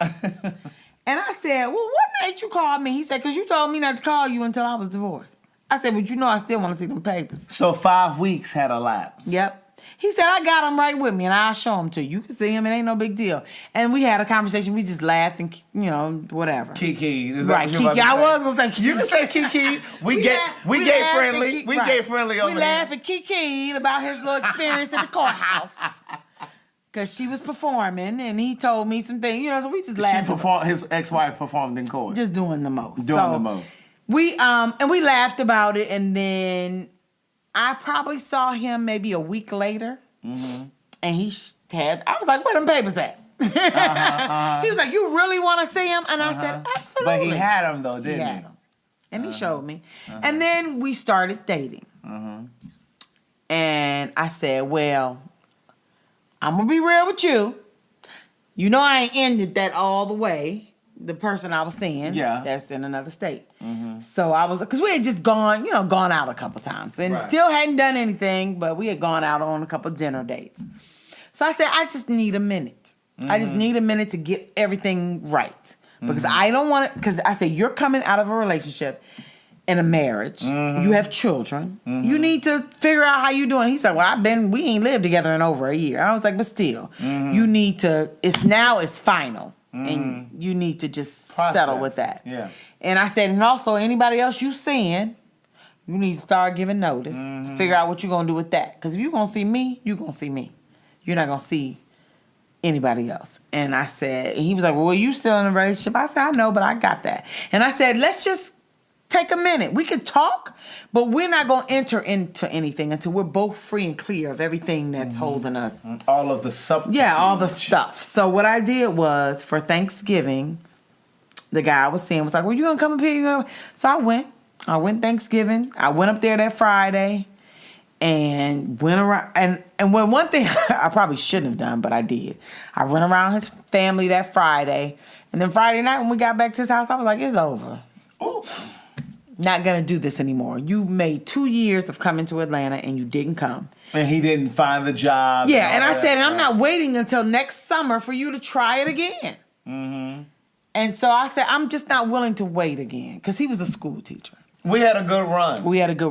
2 years in, we had a great time. I have zero regrets because you're a great guy. That was real Boomerang. Yeah. He's a great guy. That was real Robin Givens in Boomerang. Oh. But I was just like, this ain't it, because I'm tired of waiting, and I don't have to wait. Because I know who I am. So, and I just said, I wish you well, but when I leave here today, this is it. And what he said? He didn't say. He didn't have anything to say. It'd take him weeks to come back on something. So he didn't say anything. So when I left, then he started calling and saying what he needs to say. I'm like, it's too late. I'm done. It's over. So you could, and another thing I told him, I said, I do trust you that you won't ever harm me. So my house key that you have, I trust that you will destroy it or get rid of it. The gate key you have to get in my I don't feel like you'll ever harm me or do anything, but I trust you to either mail it to me or get rid of it. Yeah. And I trust you to do that, the right thing. And that was the last time we spoke. Wow. And since then, he had maybe spoke to me on Facebook a couple times. And then that just went away, and then we moved on our separate ways. And so then with my current husband, it was just like, I told him I ended that relationship. It was over. He was How much time had passed until you came back to him and said, I ended that relationship? The next week. I called him and I just said, I want to let you know, because I told him, it's over. He was like, it ain't over, because he don't know it's over. Because I kept telling him it was over. That's what your husband said. Yeah, because I was telling him from after once he got his divorce was final, he was like, well, what about your situation? I was like, it's over. He was like, but does he know it's over? And I was like, well, I just didn't really, but I didn't tell him I went up there and all that. So I said, yeah, he knows now. And I said, and I went up there and I told him, and it's officially over. Because he was just like, you still got something brewing. So we both ended our relationships, and I just said to him, which is funny. So he came over one day, and I'm like, okay, so we both free and clear, but I said, well, why don't we just take like 6 months to just fresh out of a divorce. Like he got divorced Halloween. I ended my relationship Thanksgiving. So I'm like, we're both ending things. Let's just take a minute. Just down, whatever you need to decompress from. Right. He was like, hell no. Because he had been waiting. I waited all this goddamn time for you. You better stop goddamn playing. This is on and popping. We started dating right then, and then he moved in the next year. And we've been together ever since. And we got married in May. So when did y'all finally get it in? The first time he came over, after we both was free and clear. Oh, okay. So after Thanksgiving. Yes, sir. And the shit was off the chain. Was it? I was like, God damn. I should have gave you some of this. I should have gave you some. See, I told you should have gave me some. I was like, whatever, shut the fuck up. I should have gave you some of this cat. Right, in college. Right. Had I known then what I know now. Yes, yeah. But, and the good thing is that he just is the type of person that I just don't worry about. I don't question. Let me tell you something. He speaks his truth. Let me tell you something. He's a Taurus. When is his birthday? May 12th. I'm May 4th. Let me explain something to you. I'm a Taurus. Mm-hmm. He's a Taurus. Yeah. I'm a May Taurus. He's a May Taurus. Yeah, he is. When a male May Taurus tells you that they're into you, that's it. Good luck and good night. Right. Communication is our partner. Mm-hmm. Clarity is our friend. Hey. When we say we're into you, we are into you. Day one. Let me tell you, listen, I remember when the dentist that I dated, you remember? Yes, I do. For those of you that are listening. My peoples. For those of you that are listening, my first book, I write about... I hate you. I write about my relationship with the dentist that I dated. And Tara, who is our guest today, I didn't even introduce her. I know, we just got so caught in the conversation. But she is actually the patient of Carrington, which is the character in my first book. She called me and said, is this Dr. such and such? And I was like, how did you know that? She said, I just always thought that, da, da, da, da. So long story short, when I was with him, and I would literally go to the gym and, work out with my workout partner. It's crazy how I figured that out. It's crazy how you... the book. Right. How would I even know? But I know. It read off the page. But listen. The words are so vivid. But I remember I was at the gym one day, and there was a guy who is very attractive. He tried to holler at me. I don't remember that. I do not remember that. But once Dr. Carrington from my first book, that's his name in the book, Words Never Spoken is the book. Once he said to me, I tried to talk to you back in such and such, such and such. When I did the math, I realized I was in that relationship with Dr. Carrington. What I want to say to you is, when we're into the person that we're with, we don't see anybody else. And that's true. That's we don't see anybody else. You don't have to doubt that. You don't have. Listen to me. No, I get that. You don't have to doubt that because when they're into you, they are into you. And like this guy said to me, and he's in the book. The other guy, his name in the book is Bryce. He said, I tried to talk to you one day at the gym because you had on a Hampton University T-shirt, and you just wasn't checking. And I said, I don't even remember that day. I don't even remember that day. He said, yeah, I tried. And then when he told me, because this was after Dr. Carrington and I were no longer together, I said, oh, that was in what month? I said, oh, I was in a relationship. And because I was in a relationship, I respected those boundaries. Yeah. I respected those boundaries. When he moved out of the home and was separated from his wife, he had his little things he did or whatever. And this one lady in particular, it was just so funny because he told me, he was like, because I'm like, be real. Like, I know you ain't leave home and ain't seen nobody. Yeah. So he was like, well, I was this one chick, da-da-da-da. So one day, we're at the park working out. And here come the chick he had told me he had hooked up with. And, I mean, when I tell you, it was just so funny because he made a beeline to her to introduce her to me. To let her know. This is my woman, right here. This is don't start no shit in this he was park. like, I want you to meet Tara, this is my woman. I'm dating her now. And she just smiled. And she was really nice. And then I saw her another time after that, and she said, you know, he's a really good guy. And she said, and that first day that he made that beeline to me, I knew he was into you all day. Yeah.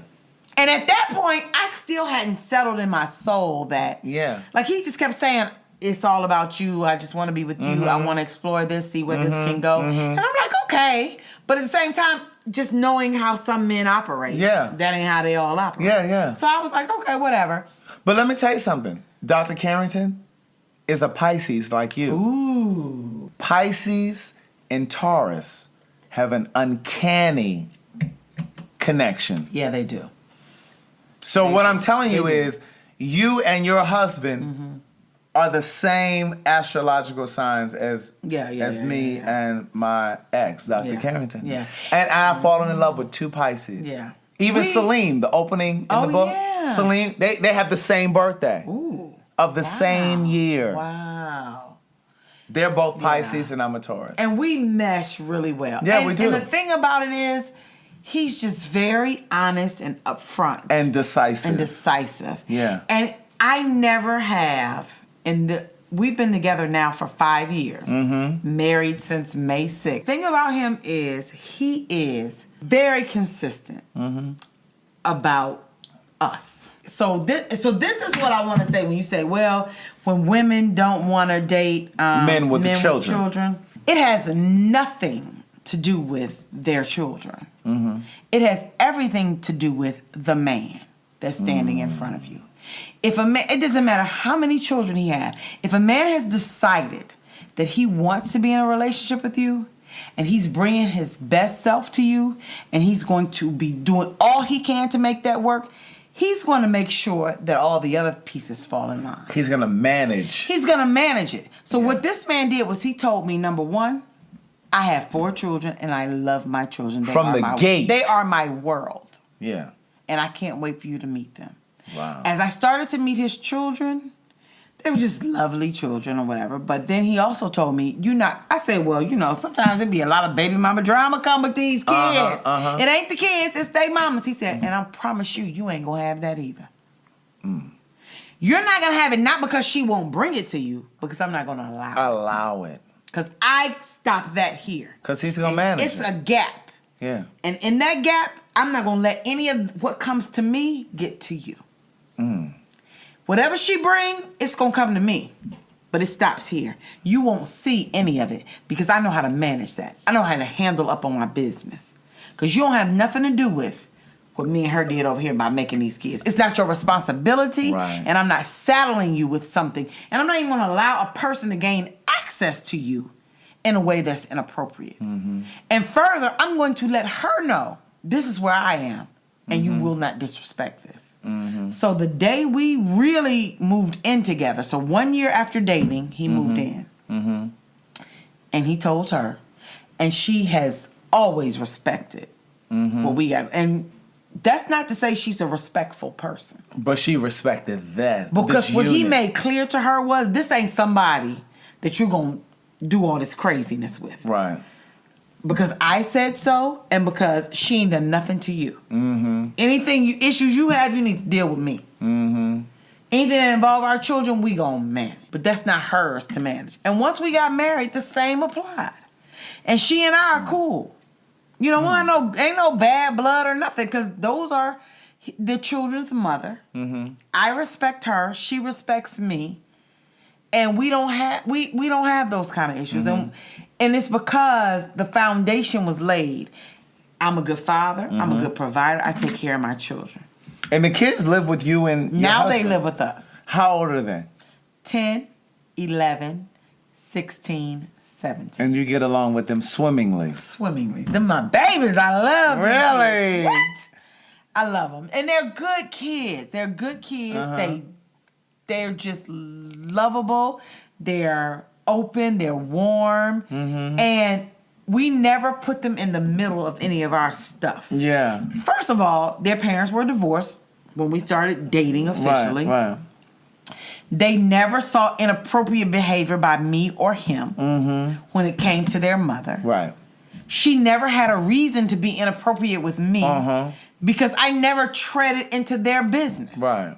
So when they came to visit us, they came to visit. And we took care of them. They sent them home. Everybody was happy and healthy. There was no drama. So how long have they lived with the two of you? So they moved in May 2016. And it's all good. And they get with, every other weekend. So he used to have them every other weekend. Now she has them every other weekend.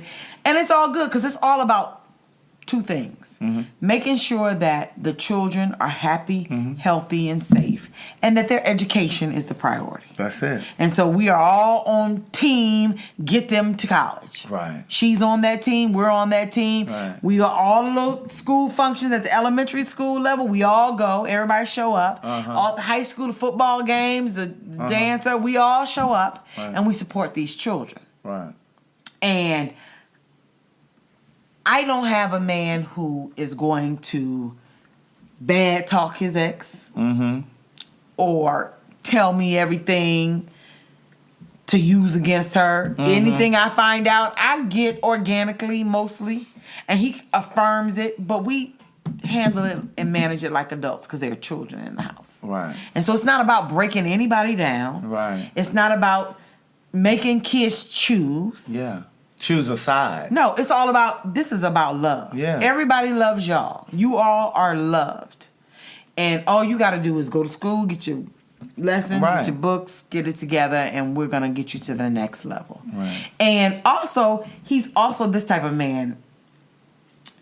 He doesn't give you pause to say, here he come with these 4 kids, but he don't never come home at night. Or he gone in the streets with his friends. He's not that guy. I'm like, baby, well, your friends, you go hang out, go to the game. He's like, well, in the beginning, it was hard to push him out the door. And I finally said, what is it? Why don't you? I know you want to hang with your friends sometimes. He was like, but my kids live here. And I don't want to saddle you with this responsibility. And I'm like, well, we good. We don't need you here. You can go hang out with your friends from time to time. And so he would go to a football game, a baseball game, a basketball game. And the same is true, but he's also the type of man that's going to make sure that we are all taken care of. Before he goes. Everything is taken care of on the home front before he goes anywhere. And he has shown me that he only wants me. That's a Taurus man. Right. He's about me. That's a Taurus man. And he ain't, we haven't even had conversations about, I seen you, this woman called. I mean, it's just, he shuts it down. Yeah. We're very decisive. So I'm like, hey now. And when you show me that, I'm good. I respond in kind. That's why Pisces and Taurus work. Because if you show me your loyalty, I'm going to meet you with the same loyalty. And we don't have any problems when it comes to bullshit. And frivolous things and minutia. None of that. We just don't have that. And so while we are older, he's in his early 50s, I'm in my 40s, but we're also at a point where we put everything on the table from the beginning and we talk about everything. And he's still a man in the respect that some men, you gotta go with them and push them to say certain things. But he's the type, if I push him and I say, we're gonna have to talk about this or you need to figure out when you're ready. Then he's gonna come back to me and say, all right, let's have the conversation. Yeah. So communication is key. Trust is key. Knowing that you're with somebody who says, I love you, and they show you I love you. And they say, I'm in this with you, for you, and I got you. You ain't gotta do this walk alone in life. And we're gonna take this path together and we're gonna build together. And whatever it is that we decide we're gonna do, we're gonna do it. And he has not show me anything different. So I am able to be comfortable, laid back in this kind of love. Because this kind of love is a full, healthy, functional love. And it's a love that we show each other, we show our families. Like his family, open arms to me immediately. His sisters was like, I know my brother, and he a handful. He a lot to deal with because he got this little mentality and psyche about a lot of things. But he love you in a way that says, this is forever. And so you my sister. And this is year 1.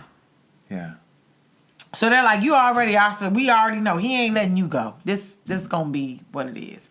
And the same, it's true. My mother knows it. If I bring somebody into her home and say, this is my man, and She already know. Well, she really like him, and this is where she want to be, because she's not gonna bring somebody home that she isn't serious about. Right. So our families have come together, and they all get it. You know, our children know we love them. They get it, and they also know we love each other. Like, y'all need to step aside because we got things to do for the grown folks. Y'all need to get moving, and they trust us. And I have the trust of his children. They tell me things that they don't even tell him. Right. Because they know the type of way that I am. And they know I'll bring something to him that I'm going to soften it before it gets to blow. Because he is about it. Right. He is a alpha male. I take care of the home. I'm the provider. I'm the protector. This is the safe place that I'm going to provide for all of my family. And I got that. But he ain't all the warm and fuzzy for everything. So when the kids' feelings hurt, sometimes they need somebody to just be like, it's okay, and give them a little love and let them feel their feelings. And he want, everybody to man up. Quote unquote. Quote unquote, with the boys especially. And even with the girls. How many boys So are there? it's 3 boys and one girl. Okay. And the thing that I have had to teach him is when you have a girl child, you have to show this girl child what love looks like. And you have to show this girl child male energy that is healthy and functional. Because a father is a woman's first demonstration of how to love them. How to love them. And I taught him, I was like, no. What you're not going to do, you can't yell at the girl like you yell at the boy. Right. You can't. And he was like, why? She make mistakes. And I said, because she's a girl. There's a different timbre. And then if you yell at her and she receives that yelling and she can accept that, she going to let men yell at her. Listen. He was like, well, we don't want that. So, it's been a great experience. And I know that that's the man for me because he's the man that will tell me, Tara, you wrong. And when he tell me I'm wrong, I get in my feelings about it, but I sit back because he won't say it if he don't come from a good place. That's a Taurus, baby. And he ain't trying to hurt me. He ain't trying to break me down. No, we just trying to grow you. And so I can receive his... Yeah. His critique. Yeah, I can receive it because if he tells me you wrong about that, and I'm gonna just let you. I'm gonna let you get to it. Yeah, and I'm gonna let you get to your own understanding. Okay, you were right, and he'll like, I know, but I'm not. He doesn't beat me down with. He's not didactic. He is not didactic. That's the word. And he is also patient in the ways of understanding that we're coming. I'm not a young woman coming into marriage. I'm 45. and with children. And then here he comes with 52 with kids. Right. I'm 45 with 0 kids of my own. Right. So he's saying he's patient in a way of we're gonna figure this out together. Yeah. And we're gonna grow this love. But that's what relationship is about. That's what his loyalty and the way that he carries me into the world. Everything is about me.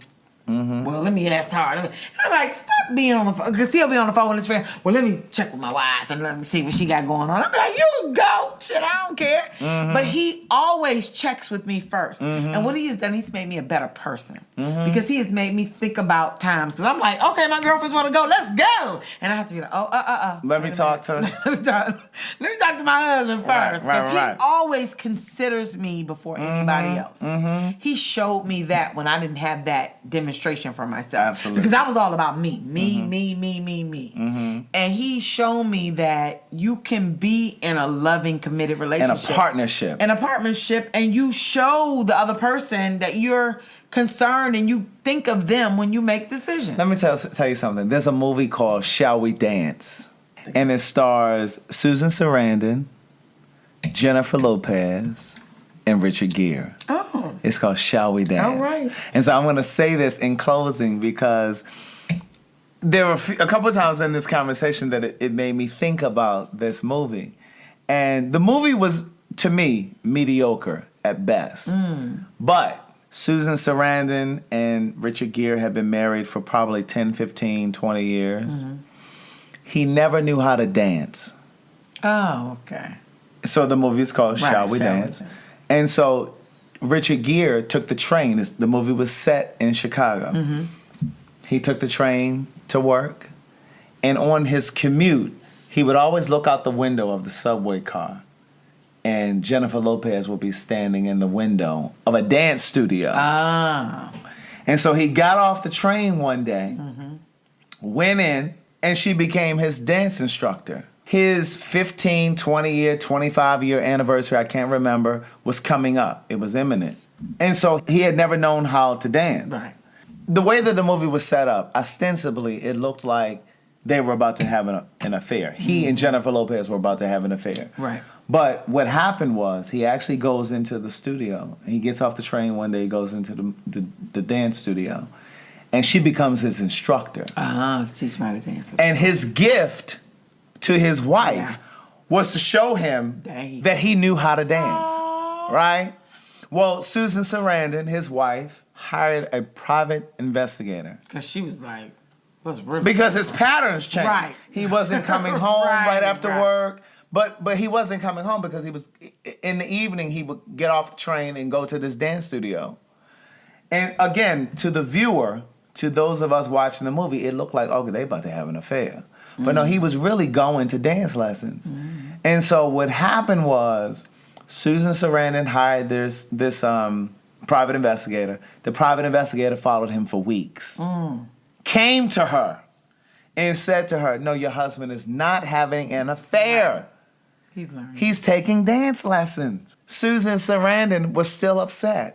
And I'm gonna tell you why. Wow. And this leads me to what you were saying. I'm telling you, I kept thinking about what you were saying, and I kept thinking about this movie. He said to her, the private investigator said to her, he's not having an affair. He's taking dance lessons. He had pictures, he had proof with pictures of him going.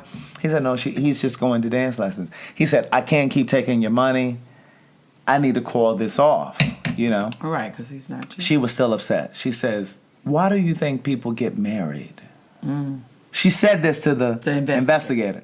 And he said, for happiness. And, you know, she said, no, to have a witness to their life.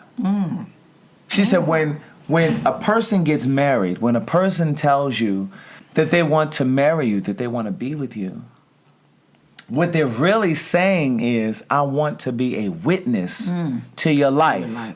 The good, the bad, the sad, the mundane. There are 6 billion people in the world. Right. I'm going to be that one person that notices what's going on in your life.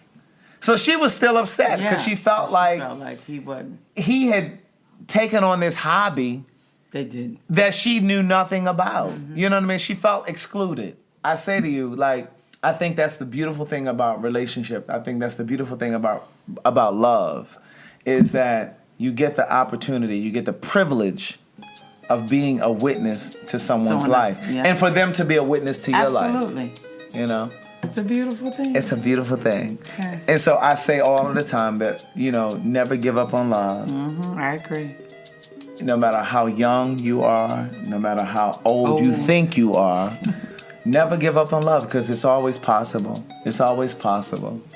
So, again, thank you guys for listening to this podcast. This is So Much to Say. We are available on SoundCloud, iTunes, Google Play, Spotify, Stitcher, TuneIn. Wherever you can listen to a podcast, we're there. We're every single Monday at 10 a.m. Eastern Time. And tonight we had my friend, Tara Gales. Smith. Tara Gales hyphen Smith. No hyphen. I'm really Tara Smith. Tara Smith. I gave up to Gales. How you doing? Please share this podcast with your friends, your family, your network. Thank you for listening. Be safe. Keep loving yourself.